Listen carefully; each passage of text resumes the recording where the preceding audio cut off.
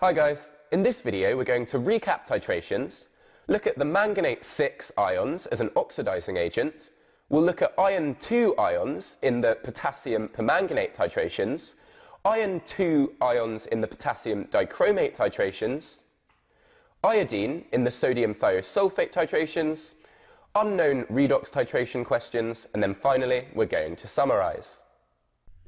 You should remember that titrations are used to find unknown concentrations of substances. So, for example, in another video we've covered how they can be used with acids and bases. The equipment is as follows. We have a burette shown here, which has fine divisions on it, so that we can very gradually add whatever solution is in here to the solution in the conical flask here. We want to know exactly how much we have to add of the substance in the burette to react fully with the substance in the conical flask. We have a known volume in the conical flask because this way, if we can calculate the number of moles of a particular substance in it, we can use the reaction equation for whatever reaction is taking place. So with acids and bases it was neutralization, and that way we can calculate the concentration of the liquid in the conical flask. If you want to see these calculations in action, rewatch our titration curves video. So now we've recapped titrations, let's look at titrations involving redox reactions. In our video on redox reactions, we saw that the manganate 7 ions are readily reduced to form manganese 2+ ions. This happens in acidic conditions. You can see the equation for it again below, where we have the H+ from the acid reacting with the manganate ions. They're taking on 5 electrons as they're reduced, and then we're left with manganese 2+ ions and water.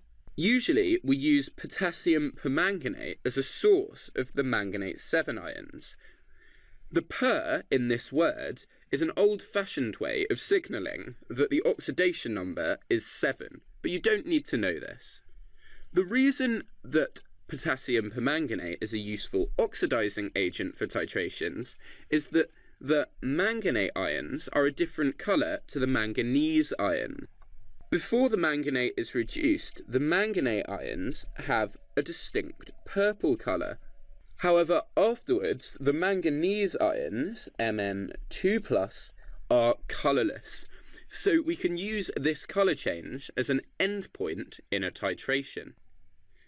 Now we know how permanganate can be reduced, let's look at a common redox titration that you will need to learn. We'll see how the oxidation of Fe2+ ions is used to find the concentration of iron in a solution. In the conical flask at the bottom, we have an unknown concentration of Fe2+ ions. From the burette, we very gradually, drop by drop, add potassium permanganate solution. We're doing this so we can add the manganate ions. The key equation that takes place is listed here.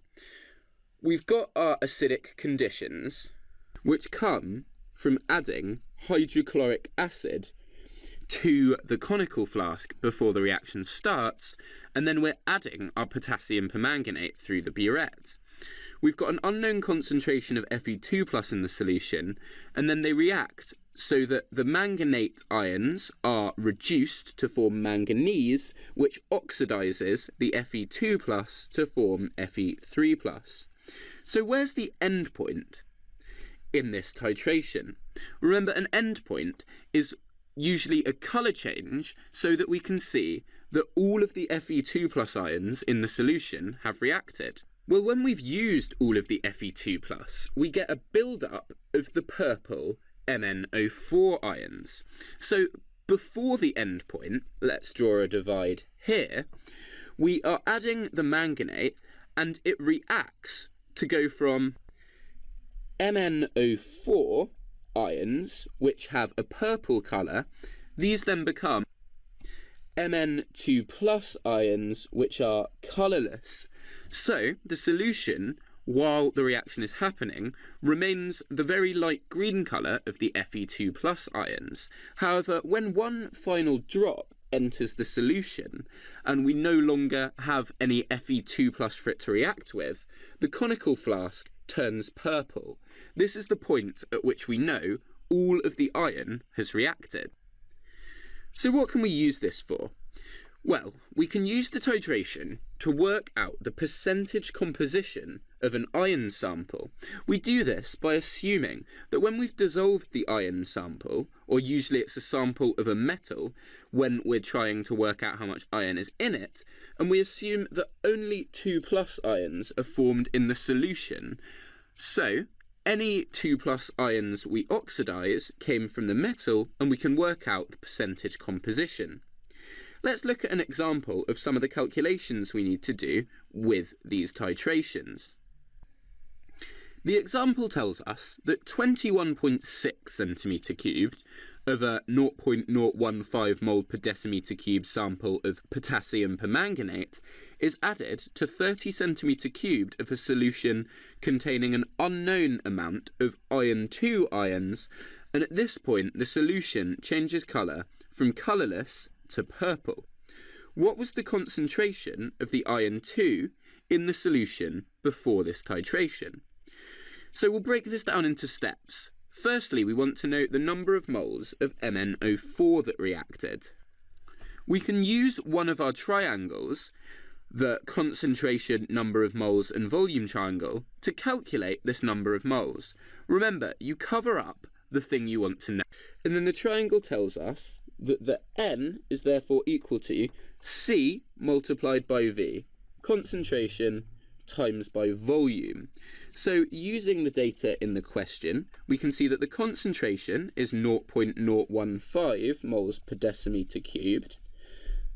So we know we've got 21.6 centimetres cubed of the solution.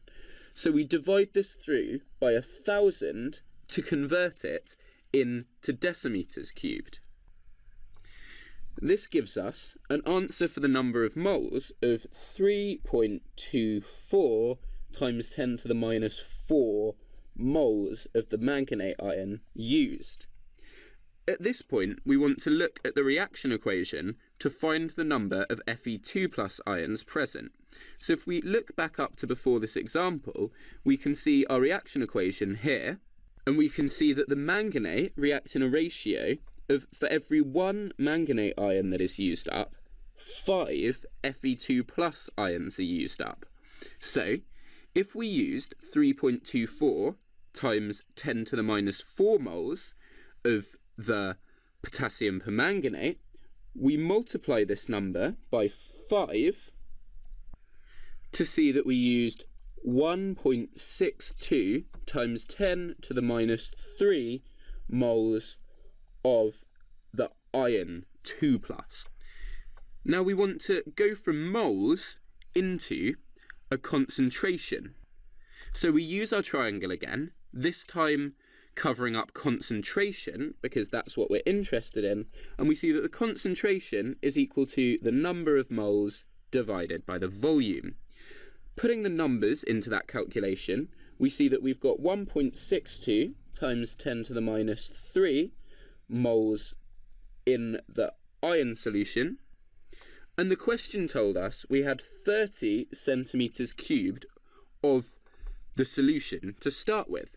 We want this in decimetres, however, and 30 centimetres cubed is 0.03 decimetres cubed. Just divide 30 by 1,000 to get this answer. Now you can see that the final answer is given by 0.054 moles per decimetre cubed for the concentration of the iron solution. Another type of iron that can oxidise Fe2 plus ions is dichromate. So that contains chromium and is Cr2O7 2-. So we can use these dichromate ions to find the concentration of iron in a solution as well. If we have a solution that contains hydrochloric acid and an unknown concentration of Fe2+, we can titrate this with something containing our dichromate ions, so Cr2O7 2-, and this is usually potassium dichromate, so that would be K2, because potassium has a positive charge, so we need 2 of them to cancel out the negative charge, K2Cr2O7. There are 2 half equations involved in this redox system as usual. So we have the oxidation of iron. Remember, oxidation means losing an electron. So we have Fe2+ going to Fe3+ and releasing an electron. And this electron is then used in the reduction of the chromium-6. So that's present as the dichromate ions. These are going to gain electrons and we're going to form chromium-3+ and water. So if we look at the oxidation numbers, in the dichromate ion, the chromium has an oxidation number of 6+, and there are 2 of these. And here it has an oxidation of 3+, and again there are 2 of these. So to go from 6+ to 3+, it needs to gain 3 electrons, and it must do this twice, so we need 6 electrons. This means we must balance the electrons by having 6 times of the iron oxidation equation, because we need to generate 6 electrons. This is why when we combine these 2 half equations, we get 6 Fe2+ and 6 Fe3+ once we've added them together and cancelled out the electrons. So here's the overall equation that you would need to know for the titration. As far as the endpoint goes, on its own, it does not have a clear colour change when we're adding it to the solution. So instead we use a redox indicator like diphenylamine sulfonate, and this gives a violet blue coloured endpoint once we have used up all of the iron 2+. So initially we would have a greenish solution when there is Fe2+ present, and then it would go to purple when there is no Fe2+ present. And like with all titrations, if we know how much of the dichromate we've used, we can use our overall equation to work out how much iron there was. Now it's time to look at another useful type of titration, which uses the reduction of iodine to form iodide ions here. It's reduction because the iodine is gaining electrons. Why is this a useful oxidizing agent for a titration? Well, if we include starch in the mixture, then iodine, I2 and starch together are a different colour to the I- ions and starch. When we have I2 and starch together, we have a dark blue-black inky colour. However, when we have the I- ions with the starch returns to its natural colour, which is a straw yellow. This colour change can be used as an endpoint for when all of the iodine has reacted. So now we've seen how iodine and starch change colour, let's look at the titration that uses them. We usually use sodium thiosulfate to reduce the iodine. Sodium thiosulfate is colourless, and we're normally adding it to a mix of iodine and starch, which is then a dark blue colour. The equation is given here. The S2O3- are the thiosulfate ions from the sodium thiosulfate. These work as an reducing agent to reduce the iodine, and they themselves become tetrathionate. You can remember that it's tetrathionate because tetra means 4, and we have 4 sulfur atoms within it. So it's tetrathionate. So let's look closely at the end point for the reaction. When we have used all of the I2, the starch returns to its original straw yellow colour. So usually when we're adding it, we have I2 left, so the I2 and the starches are blue. At the moment that all of the I2 has reacted, we get a dramatic colour change, and we can see that we're left with the I- ions and starch only. So what's this useful for? We often use this titration to work out the concentration of an oxidizing agent, We do this by having another reaction before the titration starts. We take our oxidizing agent and let it oxidize excess I- ions from, say, potassium iodide. The reaction would look like this. We take our I- ions, they react with some unknown concentration of the oxidizing agent, like chlorine, and we form I2 ions. Now we carry out the titration on the I2 ions and assume the only source of I2, the only place we're getting iodine, is from this reaction here. Now we can use the titration to work out the number of moles of iodine present, and then we can work backwards from the number of moles of iodine to how much of our original oxidizing agent we must have had. This way we can find the concentration of the oxidizing agent. So to see these titrations in action, let's go through an example together. A sample of aqueous bromine solution is mixed with an equal volume, that's going to be important, of excess potassium iodide and starch. The bromine acts as an oxidizing agent. So we know that the iodide ions are going to be oxidized to form iodine. It then tells us that 14.5 centimeters cubed of a 0.02 moles per decimeter cubed sodium thiosulfate solution is added to 15 centimeters cubed of our new solution, which we made by mixing the other two. At this point, the solution changes colour from inky blue to straw yellow. This is our endpoint. What is the concentration of the bromine solution before the potassium iodide was added? Okay, so to start here, we know at some point in the question we're going to be interested in the equation that looks like this, where we have some oxidizing agent, in this case bromine, reacting with our iodide ions. So we're going to construct that equation by considering the redox half equations, firstly for the reduction of bromine and then the oxidation of the iodide ions.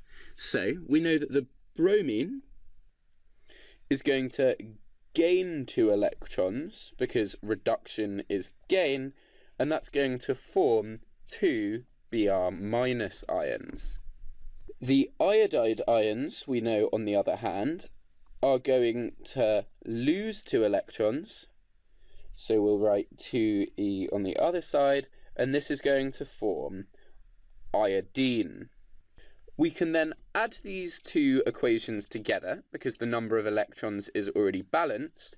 So when we do so, we'll have 2 electrons on each side, so we needn't write those in. And the full reaction equation is 2 I- ions reacting with Br2 to form iodine and 2 Br- ions. So now we've got this equation for use later, we're going to think about the number of moles of thiosulfate that reacted in the titration. We've used our triangle where we've got N, C and V to see that the number of moles, which we've covered up, is given by the concentration multiplied by the volume. So if we look back to the question, it tells us that the concentration of the thiosulfate was 0.02 moles per decimeter cubed, and the volume was 14.5 centimeters squared.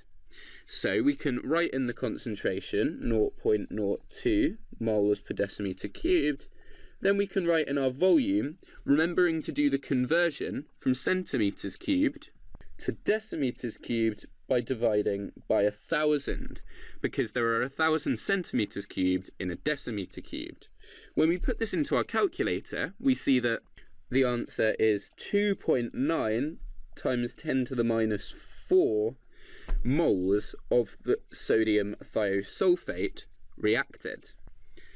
It was reacting with the iodine we'd generated, so we're going to find our equation for the iodine and sodium thiosulfate, given to us here. And here we can see that 2 moles of the sodium thiosulfate reacts with 1 mole of the iodine. It's really important that you just learn this equation so that you can quote it in exams and questions without spending time trying to work it out. So we will have double the amount of sodium thiosulfate as we had of the iodine. This means that we know that we just half our answer for before for the sodium thiosulfate to see that we have 1.45 times 10 to the minus 4 moles of the iodine. So now we know the number of moles of iodine. We can use this to calculate the number of moles of bromine molecules which would have reacted to form this. The equation that we worked out in step 1 and 2 told us that we had 2 of the I- reacting with the Br2 molecules to give us I2 and 2 Br-. So we can see that for every iodine molecule we had, it was generated from one bromine molecule. This means that the number of moles of bromine molecules it took to make the iodine for our titration was also 1.45 times 10 to the minus 4 moles. So now we're going to work out the concentration that the solution we titrated would have had of the bromine molecules before we reacted them to form the iodine. Again, we're using one of these triangles where we cover up the value we want, so we can see that the concentration is given to us by the number divided through by the volume. So we can use our numbers from above to put in that we've got 1.45 times 10 to the minus 4 moles of the bromine molecules, and the volume is 15 centimeters cubed. You divide that by 1,000 because we want it in decimeters, so 15 divided by 1,000 is 0.015. This gives us a concentration of 9.7 times 10 to the minus 3 moles per decimeter cubed. But now is a good point to think what we've actually worked out and what the questions asked us. We have the concentration of the, effectively, iodine molecules that we had in our solution that we titrated. This is the same as the concentration of bromine molecules would have been had they not reacted, because each bromine molecule reacted to generate one iodine molecule. However, this concentration is measured after we had mixed our original bromine solution with an equal volume of the potassium iodide. So to make that perfectly clear, we had our one solution, we mixed it with the same volume, and then we got our final solution, which was twice as much. We know our concentration for the bigger solution, however this will have been diluted by 2. This means we have to multiply our answer by 2, which gives us a final answer of 0.0194 moles per decimeter cubed. So just to make it really clear what happened, we had 0.0194 moles per decimeter cubed as the concentration for this one. We mixed it with an equal volume of something else, so our concentration will have halved to give us the 9.7 we calculated. We saw the titrations that you have to learn for your exam, involving potassium permanganate and sodium thiosulfate. But you also need to be able to apply what you know about redox titrations to unfamiliar situations.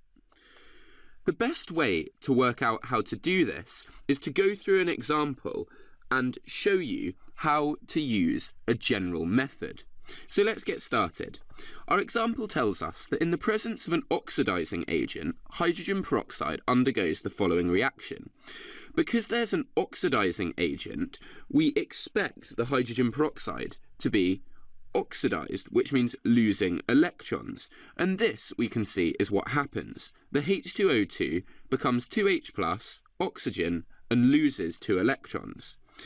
The question then tells us that 20 centimeters cubed of a solution containing hydrogen peroxide is titrated with potassium permanganate, which we know from our other titrations is an oxidizing agent. it's found that 18.62 centimetres of the 0.015 moles per decimetre cubed potassium permanganate was required to completely oxidise the hydrogen peroxide. It then asks us to calculate the concentration of hydrogen peroxide in the solution. When you start any titration question, one of the most important things to have first is the reaction equation, and we can get to this using the half equations, one of which we've been given for the hydrogen peroxide. So we can write that out again. And now we need to be able to recall from our other titrations that we do know the half equation for the reaction of the permanganate. From the last parts of this video, you should remember that 8H+ reacts with one of the manganate ions and 5 electrons, so it's a reduction reaction, to form Mn2+ and water. So now we have the half equations. What we want to do is balance the electrons and write out the full equation. We need to balance the electrons, so the amount that one half equation generates is used up in the other ones. We've got 2 electrons being generated here, and 5 electrons being used up in the manganate half equation. The lowest common multiple of 5 and 2 is 10 electrons, so we want to get both reactions to be using 10 electrons. This means we have to multiply the first one by 5, so we have 5 hydrogen peroxide molecules decomposing into 10 H+ ions, 5 molecules of oxygen, and 10 electrons. Then, for the manganate ion half equation, if we want 10 electrons, we have to multiply everything by 2. So we have 16 H+ ions reacting with 2 manganate ions and the 10 electrons, and this forms 2 of the Mn2+ ions and 8 molecules of water. We can combine these equations by writing a full equation with all of the reactants on one side. And now we need to cancel what appears on both sides. So the first thing to go is the electrons, because we set this up so these cancel exactly and we're not left with any more. We've also got H+ ions on both sides. There's 16 on the left and 10 on the right. So we can cancel all of the 10 on the right and we're left with just 6 H+ ions on the left. After this, everything else stays in the reaction. So we can write out the full reaction for this equation as 6 H+ ions plus 2 manganate ions plus 5 of the hydrogen peroxide ions forms 2 lots of Mn2+ ions, and then 8 water molecules and 5 oxygen molecules. Now we have our reaction equation. We want to find the number of moles of manganate that reacted during the titration. We can use our NCV triangle, covering up the N, which is what we want, to see that the number of moles present is equal to the concentration multiplied by the volume. So in the question, we're told that the concentration is 0.015 moles per decimetre cubed. The volume was 18.62 centimetres cubed. But remember, because we've got the concentration in per decimetres cubed, we want to convert the centimetres cubed into decimetres. Centimetres are smaller by 1,000 times, so we divide through by 1,000. This gives us an answer for the number of moles as 2.793 times 10 to the minus 4 moles. Now we know the number of moles of manganate that reacted, we can look back to our titration reaction equation that we've constructed to see the ratio between the manganate and the hydrogen peroxide that we're interested in. For every 2 moles of the manganate that reacted, we would have had 5 moles of the hydrogen peroxide reacting. If we have this ratio of 2 to 5, this means that for every 1 molecule of the manganate 7 ions that reacted, we would have had 5 divided by 2 moles of the hydrogen peroxide react. All we've done is divide both sides of this relationship by 2, because they'll still be in the same proportions. So now we know that the number of hydrogen peroxide moles that reacted was 2.793 times 10 to the minus 4 moles, but we multiply this now by 5 over 2. This gives us an answer of 6.98 times 10 to the minus 4 moles. So now we're in a position to find the concentration of the hydrogen peroxide solution. We use our NCV triangle and cover up the C because that's what we want, and here we can see that the concentration is equal to the number of moles divided by the volume. Plugging the numbers that we have in, we have 6.98 times 10 to the minus 4 moles of the hydrogen peroxide, and the question told us that there were 20 centimetres cubed of this solution. 20 centimetres cubed is equal to 0.02 decimeters cubed. You can just divide 20 through by 1,000 to see. This gives us a final answer of 0.035 moles per decimeter cubed for the concentration of the hydrogen peroxide. And you can follow this basic layout of steps for any unknown titration question. All you need to do is first find the reaction for the titration, then use the data they give you to find the number of moles of the known concentration solution that have reacted, use the reaction equation to work out how much of what you're interested in has reacted, and then finally use the volume of what you're interested in to calculate the final concentration. Hey guys, I hope you enjoyed the video. If you're looking for an amazing A-level chemistry resource, join me today in my series of engaging bite-sized video tutorials.